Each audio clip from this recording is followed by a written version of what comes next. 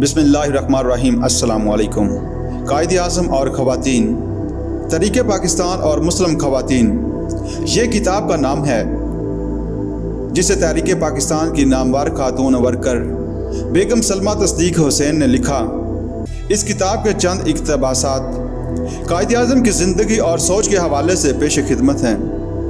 بیگم صاحبہ لکھتی ہیں، برصغیر کی خواتین نے قائد اعظم کی ہدایات کے مطابق مسلم لیگ کے منشور کو عوام تک پہنچانے کی خدمات انجام دی۔ پنجاب کی خواتین کی کارکردگی زیادہ تر انتظامی امور، وسیع سیاسی اور تبلیغی جلسوں کے انعقاد اور صوبائی رابطے پر مشتمل تھی۔ اس کے علاوہ پنجاب کی مسلم خواتین نے قید و بند کی صحبتیں بھی برداشت کیں۔ سرحد کی خواتین کو سول نافرمانی جاری رکھنے اور سیاسی جوش و ولولہ کو زندگی دینے کا شرف حاصل ہے۔ سرحد کی خواتین نے شدید سیاسی پابندیوں کی دھجیاں اڑا دیں۔ اس صوبے کی غیور اور بہادر خواتین نے کانگریس وزارت کا غرور پارا پارا کر کے پاکستان کے لیے ریفرنڈم جیت لیا، جبکہ یو پی میں مسلم لیگ کو بام عروج تک پہنچانے میں دلی کی خواتین کا کردار قابل فخر رہا۔ بنگال کے مشرقی اور مغربی دونوں حصوں میں خواتین میں بھرپور کردار ادا کیا۔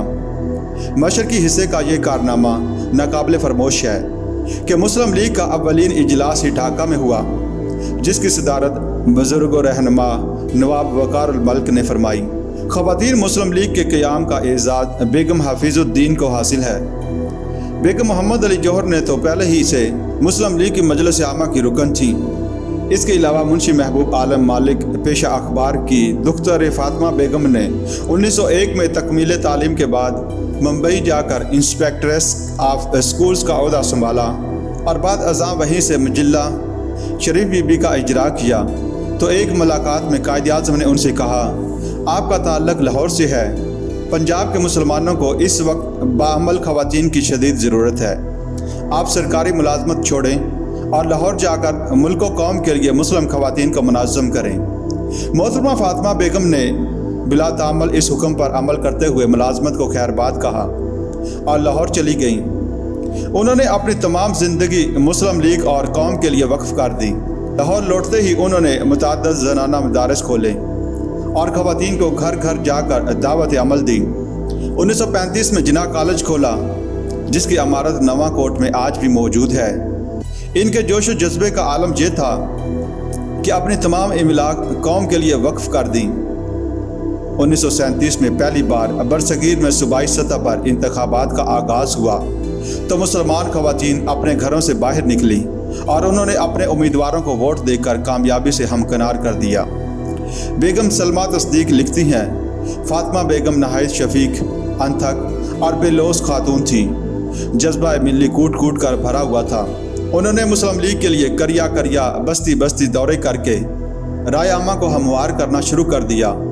چند ماہ بعد ہی یعنی 1938 میں میری پہلی ملاقات قائد اعظم سے لاہور میں اس وقت ہوئی جب انہوں نے ایک سکول کی عمارت میں خواتین سے خطاب کیا۔ اس موقع پر قائد نے بھی فاطمہ بیگم کو تاکید کی کہ وہ رضاکار لڑکیوں سے زیادہ کام لیں، کیونکہ عورتوں کے بغیر مسلم لیگ کے لیے آگے بڑھنا بہت مشکل ہوگا۔ یہ اسی تاکید کا نتیجہ تھا کہ کالجوں کی تو کیا سکولوں تک کی لڑائیاں میدان عمل میں اتر آئیں۔ اسی سال یعنی 1938 میں اسلامیہ کالج برائے خواتین کا قیام عمل میں آ گیا۔ مسلمان خواتین میں تعلیمی شرح کا اندازہ اس امر سے لگایا جا سکتا ہے کہ 1915 میں پہلی مسلمان لڑکی کوئن میری اسکول لاہور سے میٹرک پاس کر کے نکلی۔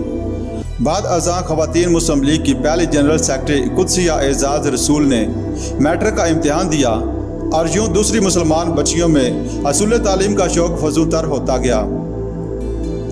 بیگم سلمہ تصدیق حسین مزید لکھتی ہیں، صوبہ سرحد جیسے قدامت پرست علاقے میں بھی مسلمان خواتین نے فتح و نصرت کے جھنڈے گاڑ دیے اور انگریزی حکومت کے ساتھ کانگریس کا غرور بھی پارا پارا ہو گیا۔ اسی سال مجھے قائد اعظم نے خاص طور پر دلی طلب فرما لیا، کیونکہ وہ پشاور کی سول نافرمانی کی رودات سننے کے خواہاں تھے۔ حکم ملتے ہی میں دلی پہنچی اور قائد اعظم نے از راہ کرم اپنی مصروفیات کو بلائے طاق رکھ کر مجھے وقت عنایت فرمایا۔ میں نے انہیں لمحہ بہ لمحہ رپورٹ پیش کی، خواتین کی جرأت کی مکمل داستان سنائی اور پشاور میں مسلم لیگ خواتین کی گورنرز اور واسرائے دونوں سے ملاقات کے دوران بات چیت بھی حرف بحرف سنائی۔ انہوں نے تمام روداد کمال توجہ سے سنی۔ وہ بہت خوش ہوئے اور مجھے رخصت کرتے وقت تک ان کے چہرے پر مسکراہٹ پھیلی رہی۔ انہوں نے شاباش دیتے ہوئے کہا، مجھے مسلم خواتین سے یہی امید تھی۔ مجھے یقین ہو گیا ہے کہ میری قوم کی خواتین زندہ ہیں۔ وہ آئندہ بھی ہمیں اپنے عمل سے اپنی زندگی کی بہترین کارکردگی کا ثبوت دیں گی۔ وہ وقت دور نہیں جب ہمیں پاکستان مل جائے گا اور پھر آپ خواتین ہی کو اسے سنبھالنا ہوگا۔ چلتے وقت قائد اعظم نے مجھ سے فرمایا، آپ سارے ہندوستان سے سرگرم خواتین لے کر پھر سرحد جائیں اور ریفرینڈم کے لیے پوری ہمت اور تندہی سے کام شروع کر دیں تاکہ ہم ریفرینڈم جیت کر سرحد کو پاکستان میں شامل کر سکیں۔